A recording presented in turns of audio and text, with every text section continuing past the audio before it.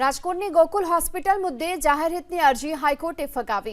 બે બિલ્ડિંગને જોડતા બ્રિજ અંગેની મનપાની મંજૂરીને અરજદારે પડકારી હતી। હાઈકોર્ટે અરજદારને હાઈકોર્ટના રીટ હુકમ ક્ષેત્ર હેઠળ પુનઃ અરજીની છૂટ આપી।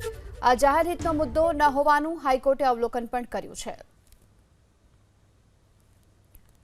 ગોકુલ હોસ્પિટલ મુદ્દે જાહેર હિતની અરજીને લઈને બે બિલ્ડિંગને જોડતા બ્રિજ અંગેની મનપાની મંજૂરીને અરજદારે પડકારી હતી હાઈકોર્ટમાં। ત્યારે હાઈકોર્ટે અરજદારને હાઈકોર્ટના રીટ હુકુમત ક્ષેત્ર હેઠળ આ પુનઃ અરજી કરવા માટે પણ છૂટ આપી છે અને તેની સાથે જ જોકે આ જાહેર હિતનો મુદ્દો ન હોવાનું પણ હાઈકોર્ટે અવલોકન કર્યું છે।